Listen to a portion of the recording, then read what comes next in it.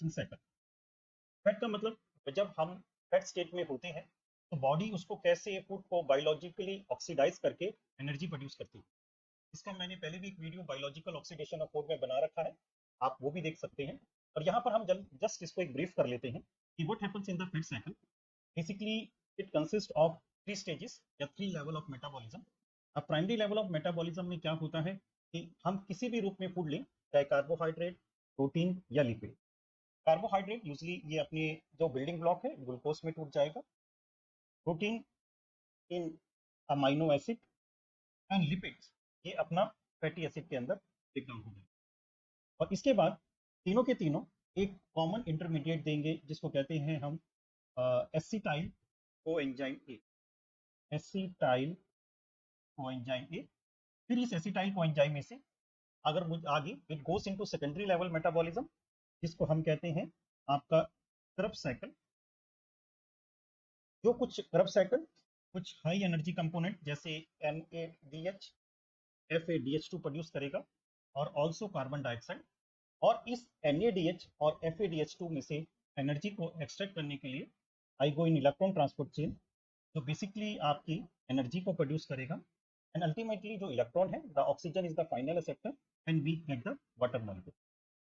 तो this is a summary of biological oxidation of a food जो हमारी three stages के अंदर होती है।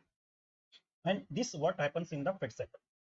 तो मैं कहूंगा कि बेटा जब भी आप याद करो इन रो कि फर्स्ट यू लर्न अबाउट कि कैसे ग्लूकोज ब्रेक डाउन होता है glycolysis, then you learn about the Krebs cycle and then you learn about the electric transport chain. तो ये तीन बायोकेमिकल साइकिल आप ऐसे याद रख सकते हैं।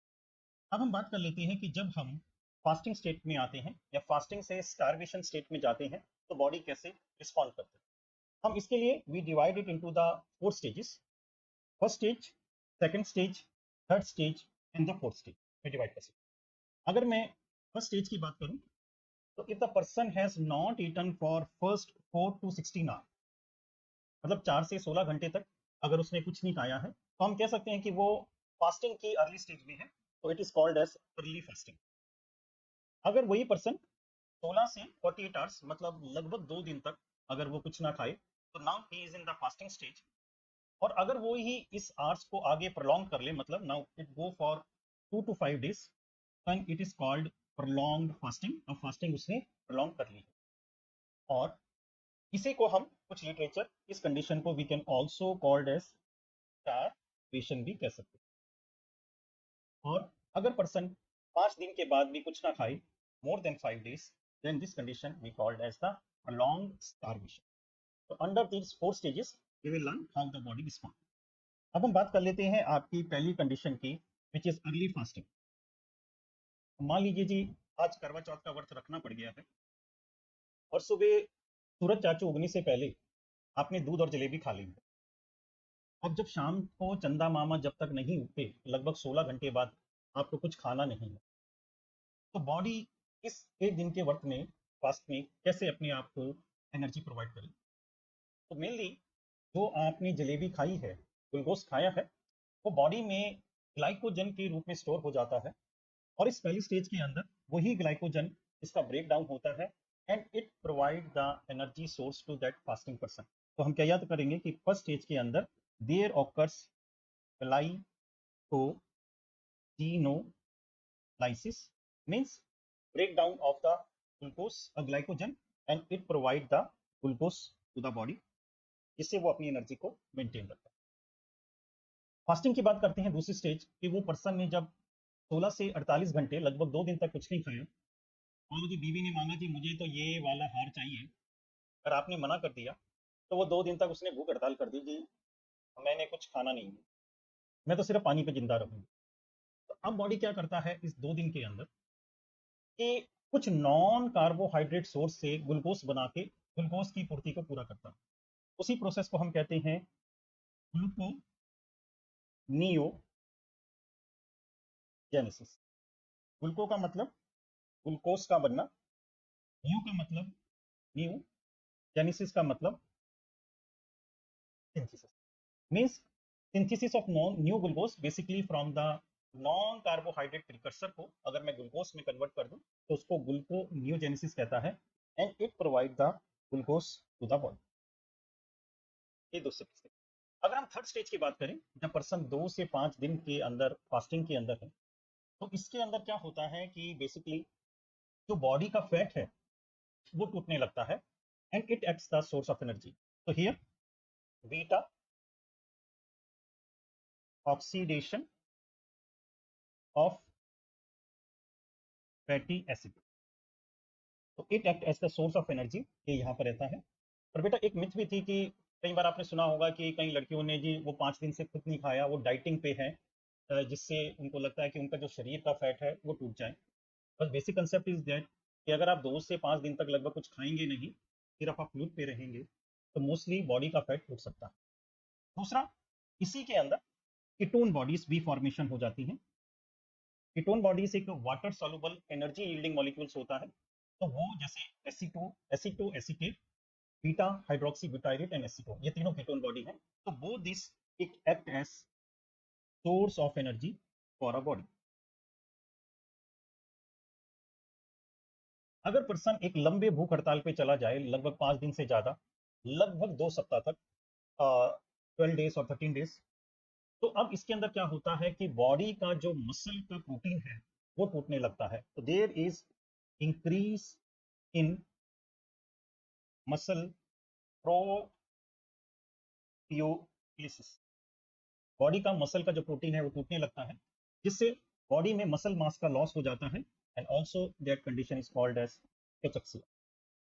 और अगर पर्सन अभी भी कुछ ना ले तो ये फेटल कंडीशन भी उसके लिए हो सकती है। तो here this is the basically the 4 stage की कैसे बॉडी रिस्पॉन्ड करती है। बहुत सिंपल है, एक समराइज कर सकते हैं कि अर्ली फास्टिंग के अंदर 4 से 16 घंटे के अंदर जो बॉडी में स्टोर ग्लूकोज या ग्लाइकोजन है उससे ले लेता है। सेकंड स्टेज 16 to 48 के अंदर फास्टिंग के अंदर बॉडी नॉन कार्बोहाइड्रेट से ग्लूकोज बना लेता है, ग्लूकोनियोजेनेसिस। थर्ड कंडीशन जिसको हम प्रोलॉन्ग फास्टिंग 2 to 5 डेज कहते हैं, इसमें बॉडी का फैटी एसिड टूटने लग जाता है और कीटोन बॉडी की फॉर्मेशन हो जाती है। और last, if it is for more than 5 days till up to approximately 12 days और 2 वीक्स, तो यहाँ पर बॉडी का मसल प्रोटियोलाइसिस, मसल टूटने लग जाता है, और जिससे मसल मास कम हो जाता है, may lead to cachexia, and this condition is fatal. तो this we have learn about कि कैसे फास्टिंग से स्टारवेशन कंडीशन के अंदर बॉडी रिस्पॉन्ड करती है। अब इसके बाद we are going to learn some important organs, और उसमें हम याद करेंगे कि उसका major energy source, major metabolic fuel in various stages of fat and fasting cycle क्या है। इस पे आपको कई सारे क्वेश्चन देखने को मिलेंगे। तो मैंने अब इसको सिंपल के लिए क्या करा कि पहली स्टेज तो मैंने ले ली फैट स्टेज, और एक मैंने आखिरी ले ली प्रोलॉन्ग स्टारवेशन। तो फास्टिंग की जो पहली 3 स्टेज थी, early fasting, fasting and prolong fasting, लगभग ये तीनों को एक ही जैसा रखा है, क्योंकि यहाँ पर जो इनका मेटाबॉलिक फ्यूल है वो एक जैसा रहता है। तो अब हम बात कर लेते हैं पहले आपकी ब्रेन के बारे में। ब्रेन आपका फर्स्ट स्टेट पे इट रिक्वायर ग्लूकोज। अगर हम दूसरी स्टेज की बात करें, अर्ली फास्टिंग, फास्टिंग या प्रोलॉन्ग फास्टिंग, यहाँ पर भी इट रिक्वायर ग्लूकोज। और अगर हम प्रोलॉन्ग स्टारवेशन की बात करें, again please remember it require glucose, मतलब ग्लूकोज ही ब्रेन को सबसे ज्यादा चाहिए। हाँ, सम लिटरेचर स्पोर्ट्स के इन प्रोलॉन्ग स्टारवेशन 80% ये ग्लूकोज पे रहता है, and this 20% it take energy with the help of the ketone body, rest 20% it take with the help of the ketone body। तो आपको क्या याद रखना है बेटा कि अगर इस तरह का क्वेश्चन आता है प्रोलॉन्ग स्टारवेशन में, तो प्लीज फर्स्ट ऑप्शन आप ग्लूकोज को लगाइएगा, और सेकंड ऑप्शन आप कीटोन बॉडी को आप चूज कीजिएगा, कि अगर ऑप्शन में सबसे। अगला है आरबीसी। अगर मैं आरबीसी की बात करूं, तो फर्स्ट स्टेट में ये भी ग्लूकोज है, बीच वाली स्टेज तीनों में इट अगेन ग्लूकोज, और even in the prolong starvation it is again glucose. तो RBC it purely depend on the glucose. और हमने ये ग्लाइकोलाइसिस साइकिल में भी पढ़ा था कि अगर आरबीसी में एक पायरुवेट काइनेस एंजाइम की डेफिशिएंसी हो जाए, तो it does not get the energy and it lead to haemolysis और हेमोलिटिक एनीमिया। तो हम देख सकते हैं कि लगभग ब्रेन और आरबीसी का metabolic fuel in all the 3 condition एक जैसा है, और उनको चाहिए ग्लूकोज। इसके बाद हम बात कर लेते हैं स्केलेटल मसल की। अब स्केलेटल मसल में मैं लिखूंगा कि glucose is more then 3 fatty acid. इसका क्या मतलब है कि पहली प्रेफरेंस इसकी ग्लूकोज रहेगी, और अगर ग्लूकोज नहीं है तो फ्री फैटी एसिड रहेगी। तो आपको क्या याद रखना है कि अगर ऑप्शन है तो प्लीज फर्स्ट ऑप्शन आप ग्लूकोज को देंगे, अगर ये नहीं है ऑप्शन में then you go for a free fatty acid. इसके बाद स्केलेटल मसल का दूसरी स्टेज के अंदर अगर मैं बात करूं, ये जस्ट इसको आप रिवर्स याद लिख लेंगे, कैसे, फ्री फैटी एसिड शॉर्ट में लिख रहा हूं मोर देन ग्लूकोज। तो ये हमने जस्ट एक इसको अपोजिट लिख लिया कि इसके अंदर first preference is free fatty acid and the second is आपको ग्लूकोज देखने को मिलेगा। अगर प्लॉन्ग स्टारवेशन की बात करें तो यहां पर free fatty acid and ketone body, मतलब यहां पर आपको दोनों के दोनों फ्री फैटी एसिड और ketone body both you will get as a metabolic fuel in a long starch. तो ये आपका स्केलेटल। अब बात आती है एडिपोसाइट की, तो बड़ा सिंपल है जी एडिपोसाइट याद करना, same same and absolutely same. मतलब एडिपोसाइट बिल्कुल स्केलेटल मसल की तरह ही काम करता है, glucose more than free fatty acid more than glucose, free fatty acid and ketone body, ये हो गया आपका एडिपोसाइट। अब बात कर लेते हैं आपकी हट के अंदर। हट में थोड़ा सा चेंज है, हट में हम देखेंगे कि the first is free fatty acid which is more than glucose, ये आप याद रखिए, फ्री फैटी एसिड ग्लूकोज से ज्यादा होगा। लेकिन अगर मैं बीच वाली कंडीशन की बात करूं, it is same free fatty acid and glucose. और अगर मैं तीसरी भी कंडीशन की बात करूं तो it is again same free fatty acid and ketone body. तो फर्क क्या है, सिर्फ फैट स्टेट में है, जहां पर ये free fatty acid is more than glucose. तो लगभग अगर हम ये बात देखें कि skeletal muscle, adipose tissue and heart, इनका जो ये तीनों का एक ही तरह का मेटाबॉलिक फ्यूल है, बस सिर्फ हार्ट में थोड़ा सा फर्क आ जाता है कि वो फैट स्टेट में फ्री फैटी एसिड को पहला प्रेफरेंस देता है ग्लूकोज के मुकाबले। अब बात कर लेते हैं लीवर की जी।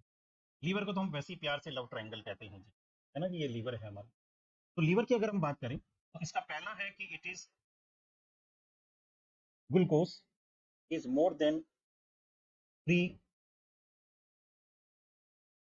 फैटी एसिड, ये ज्यादा है, ग्लूकोज फ्री फैटी एसिड से ज्यादा आपको देखने को मिल रहा है। बीच वाली स्टेज की बात करें तो फ्री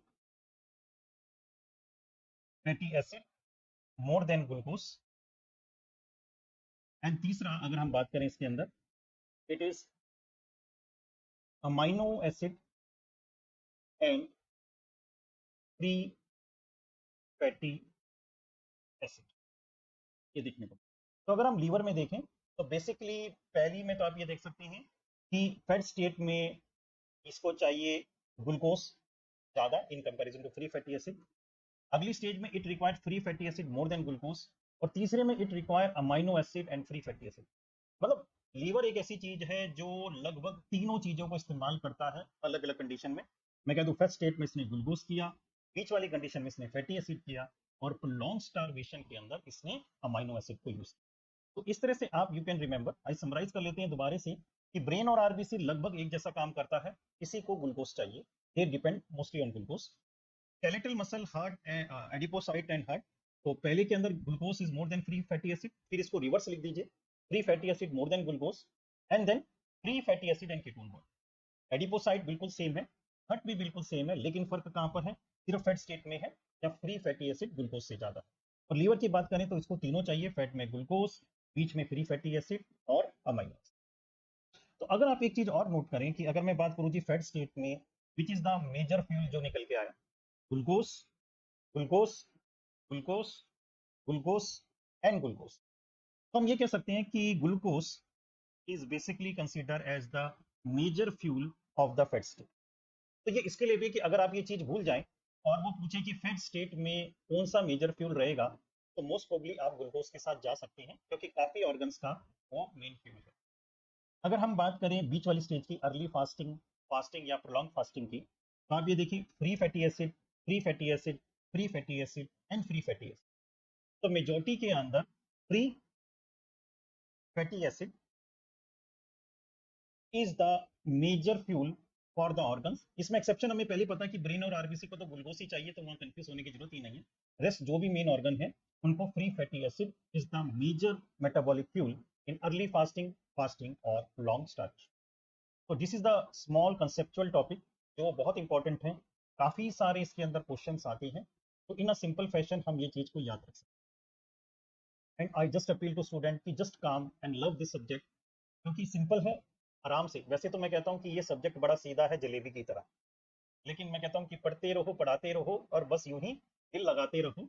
अभी बहुत है, बहुत लंबा है, और आराम से आप, this is for your long career, की फाउंडेशन आपका बेस स्ट्रांग होगा और आगे you can become a good doctor और फिजिशियन बन पाएंगे।